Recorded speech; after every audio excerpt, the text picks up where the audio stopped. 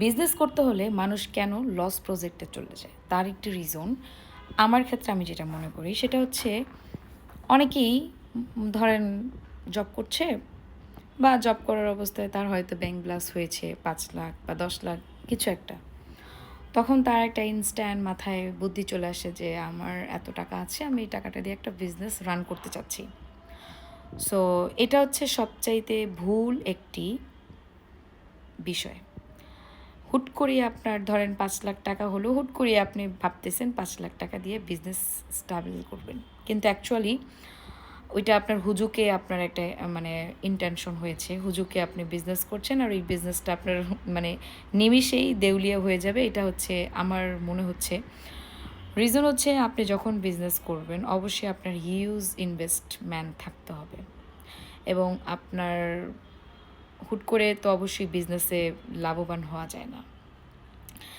আপনার ধরেই নিতে হবে বিজনেস করতে হলে আপনার 3 বছর 5 বছর এত লাখ টাকা লাগবে এই বিজনেস করতে হলে, এটা আপনার মানে কোনো লাভ ছাড়া এই 5 বছর আপনাকে ব্যবসাটা চালাতে হবে, এরকম অ্যামাউন্ট আপনার অবশ্যই থাকতে হবে এবং আপনার বিজনেস সম্পর্কে আসলে ধারণা থাকতে হবে আপনি কী টাইপের বিজনেস করছেন এবং ওই বিজনেসটায় আপনার একটা সময় এসে কী পরিমাণে মানে আপনার একটা বেস্ট একটা সাপোর্ট আসতে পারে লাভের ক্ষেত্রে। সো ওই বিষয়গুলো আপনার জানতে হবে। একটা বিজনেস ধরে রাখতে হলে অবশ্যই আপনার অনেক কিছু মেনটেন করতে হবে। আমার হয়ে গেল অ্যামাউন্ট আর আমি বিজনেস করলাম, হুট করলে আমি ধনী হয়ে গেলাম, এরকম ইন্টেনশন করা যাবে না। আপনার ভেবেই নিতে হবে 3 থেকে 5 বছর বিজনেসে থেকে আপনার কোনো অ্যামাউন্ট নাও আসতে পারে, এটা ধরে আপনার বিজনেস করতে হবে। এখন বিজনেসটা আপনি কিভাবে করবেন? বিজনেসটা হচ্ছে আপনার ইনভেস্ট থাকতে হবে, আপনার ওই বিজনেস সম্পর্কে নলেজ থাকতে হবে এবং আপনার কর্মচারী যাদের রাখবেন তারা কতটুক ওই বিজনেসটা মানে রান করতে পারবে, অনেক কিছুর ওপর মেনটেন করে, ঠিক আছে?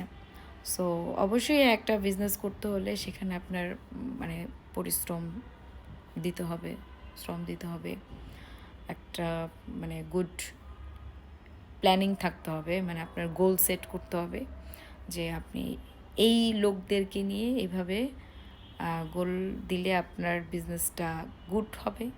সো এরকম ইন্টেনশন নিয়ে যদি আপনি অ্যাকচুয়ালি বিজনেস করতে চান তাহলে আসলে বিজনেসটা আপনার জন্য।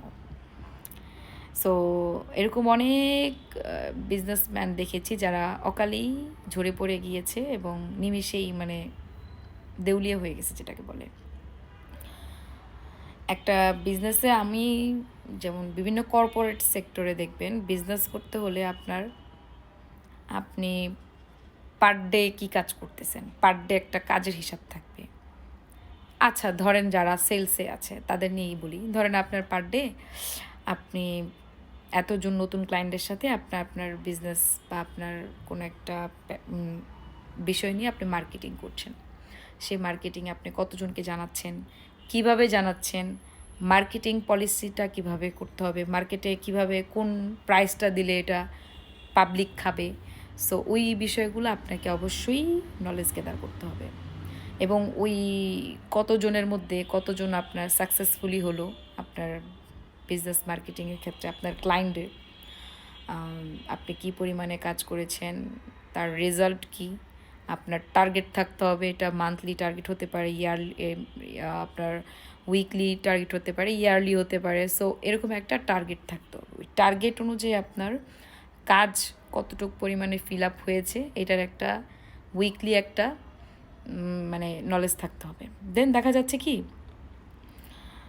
আপনার একটা হিসাব থাকবে, হিসাবের মধ্যে থাকলে দেখা যাচ্ছে আপনি একটা রেজাল্ট আনতে পারবেন। এখন আমি কাজ করেই যাচ্ছি কিন্তু কাজটা কেন হচ্ছে না সেই বিষয়টা আমি বের করতে পারছি না, বা আমার কাজটা কিভাবে করলে ভালো হয়, শুধু মানে গাধার মতো কাজ করে গেলে হবে না, এখান থেকে আপনার রেজাল্ট বের করে নিয়ে আসতে হবে। সো এটা হচ্ছে বিষয় যারা নতুন করে বিজনেস স্টার্ট করতে চাচ্ছেন তাদের জন্য মূলত।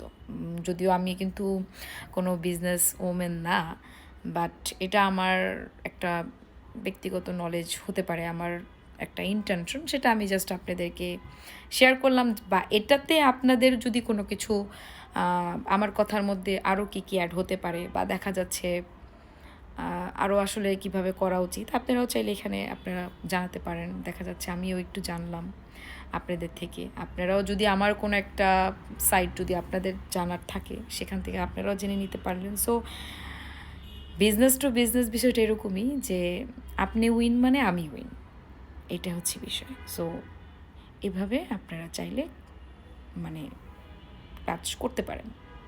সো টাটা, আল্লাহ হাফিজ।